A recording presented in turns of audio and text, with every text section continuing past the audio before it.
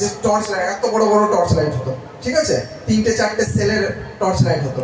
তো ঠাকুর বলছেন, আচ্ছা দাদা, আপনাদের বিজ্ঞান কি বলে, যদি টর্চের একটা ব্যাটারি, মানে প্রথম যেটা রয়েছে আর কি, মানে যে কোনো একটা ব্যাটারি আমি যদি উল্টে দিই, এটা তো একটা সিস্টেমে লাগাতে হয়, তো নেগেটিভ পজিটিভ কিছু একটা সিস্টেমে লাগাতে হয়, তো কোনো একটা ব্যাটারিকে যদি আমি উল্টে দিই তাহলে আলো দেবে?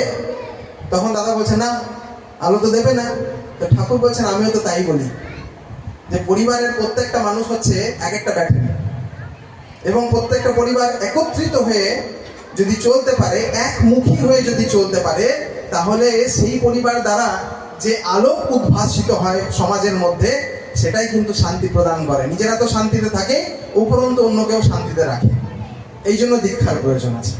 আরেকটা ব্যাপার, একজন জমিদারের কাছে যখন আমাদের ঠাকুরের মানুষ তারা যখন গেলেন, সেই জমিদারকে বোঝাচ্ছেন যে ঠাকুরের দীক্ষা নেওয়ার প্রয়োজন কেন আছে, সেই জমিদার কোনো মতেই রাজি নয়, কোনো মতেই রাজি নয় যে দীক্ষা নেওয়ার প্রয়োজন আছে, ঠিক আছে।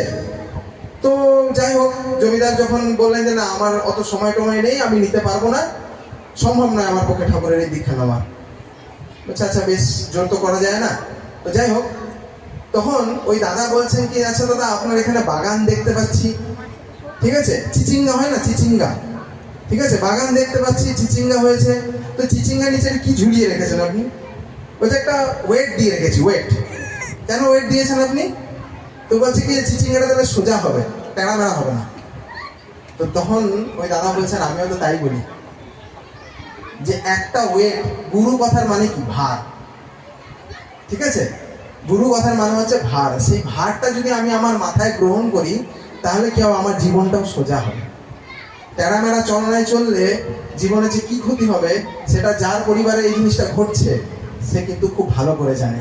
আজকে বর্তমান পরিস্থিতি অনুযায়ী মা বাবারা তাদের সন্তানকে নিয়ে চিন্তিত, তারা কোন পথে যাচ্ছে, কেমন ভাবে চলবে, কেমন ভাবে বেড়ে উঠবে।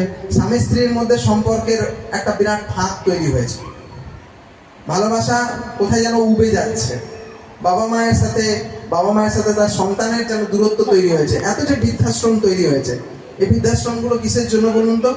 ওই ভালোবাসার অভাবের জন্য। ভালোবাসা যদি ঠিক থাকে, তাহলে চার দেওয়ালের মধ্যে একটা, অনেকে দেখবেন কুকুরকেও পুষে রাখছে, কিন্তু বাবা মাকে রাখতে পারছে না, তার জন্য বোঝা হয়ে যাচ্ছে, বলছে অন্য জায়গায় পাঠিয়ে দিই, ওখানে খরচ খরচা সব কিছু দেবো, কিন্তু ঘরে রাখতে পারবো না।